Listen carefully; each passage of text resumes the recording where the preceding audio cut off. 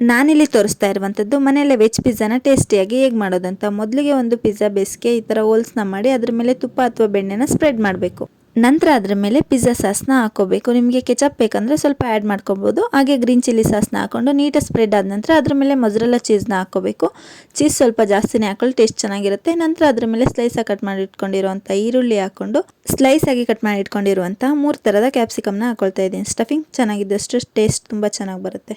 ಖಾರಕ್ಕೋಸ್ಕರ chilli ಫ್ಲೇಕ್ಸ್ನ add ಮಾಡಿ ನಂತರ boil ಮಾಡಿರುವಂತಹ ಸ್ವೀಟ್ ಕಾರ್ನ್ನ ಆ್ಯಡ್ ಮಾಡಿ ಅದ್ರ ಮೇಲೆ ಮೊಸರೆಲ್ಲ ಚೀಸ್ ಹಾಕೊಳ್ತಾ ಇದ್ದೀನಿ. ಹಾಗೆ ಇಲ್ಲಿ ದಪ್ಪ ತಳದ ಕಡಾಯಿಗೆ ಒಂದು ಬೌಲ್ನ ಈ ಥರ ಇಟ್ಬಿಟ್ಟು ಒಂದು ಪ್ಲೇಟ್ ಮೇಲೆ ಡಸ್ಟಿಂಗ್ ಮಾಡ್ಕೊಳ್ತಾ ಇದ್ದೀನಿ ಮೈದಾ ಹಿಟ್ಟಿಂದ. ನಂತರ ಅದು ಸ್ವಲ್ಪ ಬಿಸಿ ಆದ ನಂತರ ನಾವು ಮಾಡಿಟ್ಕೊಂಡಿರುವಂಥ ಪಿಜ್ಜಾನ ಅದ್ರ ಮೇಲೆ ಇಟ್ಟು ಲಿಡ್ ಕ್ಲೋಸ್ ಮಾಡಿ 10 ರಿಂದ 15 ನಿಮಿಷ ನಾವು ಲೋ ಫ್ಲೇಮಲ್ಲಿ ಬೇಯಿಸ್ಕೊಂಡ್ರೆ ನಮಗೆ ಪಿಜ್ಜಾ ರೆಡಿ ಆಗುತ್ತೆ. ತುಂಬ ಟೇಸ್ಟಿಯಾಗಿ ಬಂದಿರುತ್ತೆ. ನೀವು ಒಂದ್ಸಲ ಟ್ರೈ ಮಾಡಿ. ಹಾಗೆ ನಿಮಗೆ ಡೀಟೇಲ್ಡ್ ವಿಡಿಯೋ ಬೇಕು ಅಂತ ಹೇಳಿದರೆ ಯೂಟ್ಯೂಬ್ ಲಾಂಗ್ ವಿಡಿಯೋದಲ್ಲಿ ಅಪ್ಲೋಡ್ ಆಗಿದೆ, ನೀವು ಹೋಗಿ ಚೆಕ್ ಮಾಡ್ಬೋದು.